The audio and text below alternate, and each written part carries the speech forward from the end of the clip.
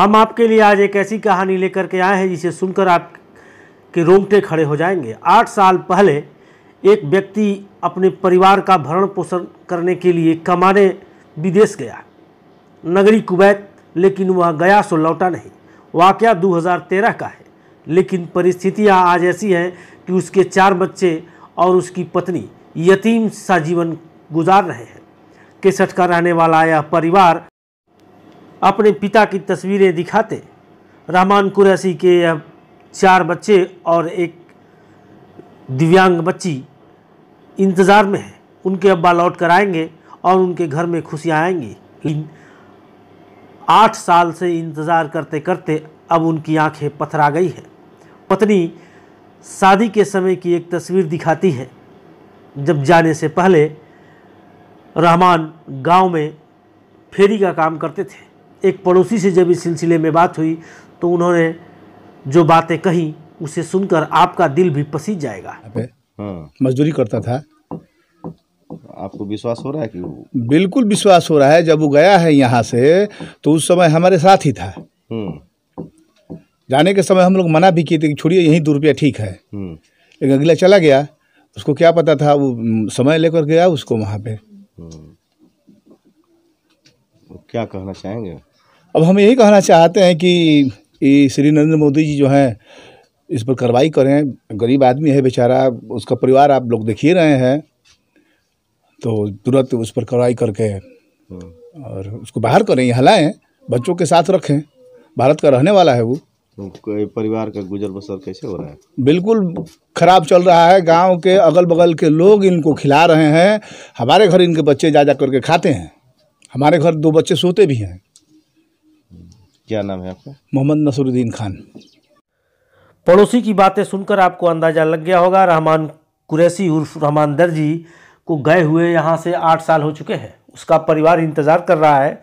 वाकया 2013 का है, जब वह यहाँ से कुवैत गया था। लोगों से, पास पड़ोस से कर्ज लेकर एक एजेंसी के माध्यम से वह कुवैत कमाने तो गया। बड़े अरमान थे, लेकिन वहाँ जाकर किसी विवाद में फंस गया। जब उसका फ़ोन 2014 के बाद आना बंद हो गया तो परेशान पत्नी ने अपने रिश्तेदारों से मदद मांगी। उसके मेरे भाई मोहम्मद वसीम ने वर्ष 2017 में मेल करना शुरू किया तो यह पता चला दिसंबर 2014 से ही वह जेल में है। उसे 7 वर्ष की सज़ा हुई है हत्या के प्रयास से जुड़े एक मामले में। हालांकि घटनाक्रम क्या था यह यहाँ के लोगों को पता नहीं चला। इस सिलसिले में जब रहमान के पुत्र सैयद अली से हमारी बात हुई तो उसने कहा, हम लोग अब्बा का इंतज़ार कर रहे हैं, वे कब लौटेंगे? 7 साल पहले। अभी देखोगे तो पहचान जाओगे? हाँ। मिलने का मन करता है पापा से? हाँ। प्रधानमंत्री और मुख्यमंत्री से क्या मांग करोगे? मुख्यमंत्री और प्रधानमंत्री से मांगना चाहता हूँ कि जल्दी मेरे पापा को घर विदा कर दो। एक मेरी दीदी है, विकलांग है। मुझको घर में खाने पीने के कुछ नहीं है, पढ़ने और के कुछ नहीं है। यही से चाहता हूँ मेरा पापा जल्दी घर आए। किस क्लास पढ़ते हो बाबू? 5 क्लास में। ये भाई लोग?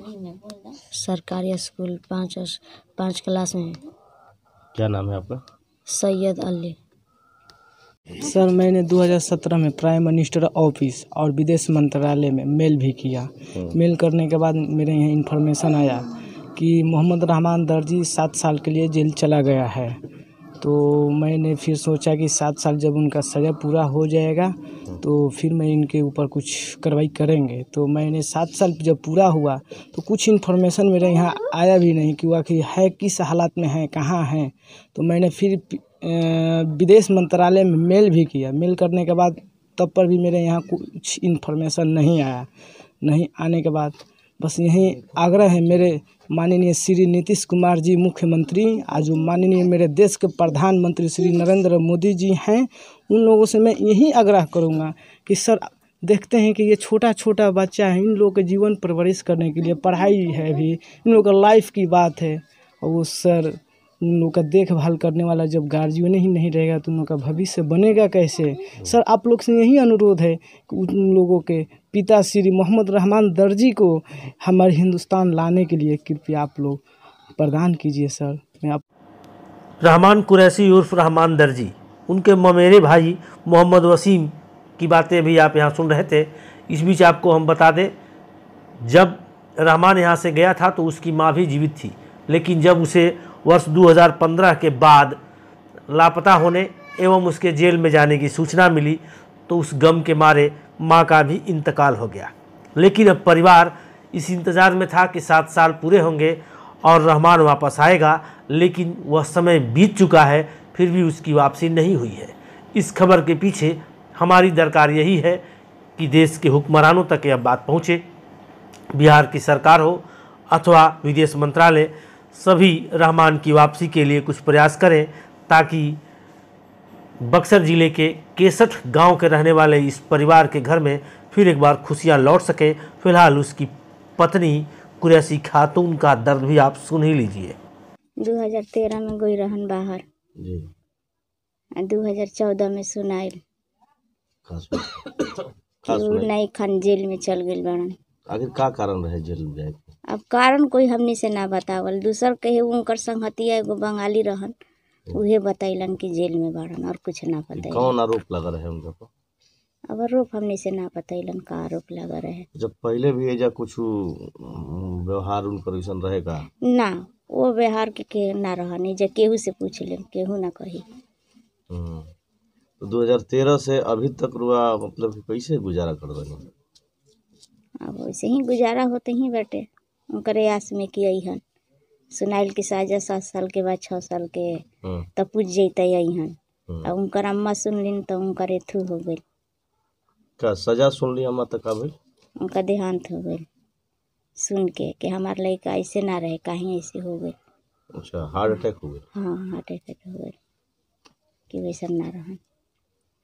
तो अभी कितना सजा पूरा हो गया? तो समय हो गई। हाँ, अब उनका सजा पूछ गई बा, अब उनका आ जाए के चाहिए। तो प्रधानमंत्री से का मांग करब? मुख्यमंत्री बिहार के उनका से का कहो? ये कहा कि उनके घर वापस भेज दी जा। हाँ, ये हमने कहा। कितना बच्चा आपके बाम? 3 ठे लड़का 1 ठे लड़की। अच्छा, लड़की विकलांग बाटे। लड़की विकलांग? हाँ। अच्छा, तो अभी भरण पोषण कैसे होता है? वही तरह कोई मदद कर देता है। अच्छा, दूसरे के सहारे? हाँ, दूसरे के सहारे घर चलता है। क्या नाम है आपका? कुरैशी खातून। कुरैशी खातून।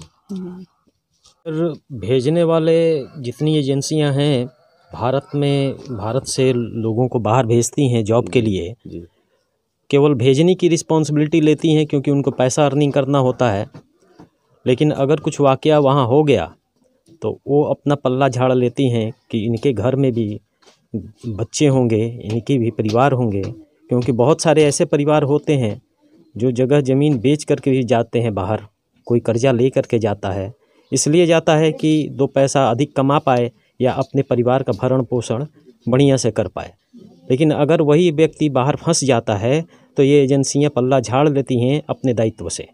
तो मैं भारत सरकार और देश के अन्य राज्य सरकारों से भी अनुरोध करूंगा कि कम से कम ये जिम्मेदारी भी उनको ऊपर पड़े कि वो प्रॉपर रिस्पॉन्स सबको, उनके परिवार वालों को करे, और लाने में उनकी अहम भूमिका भी होनी चाहिए।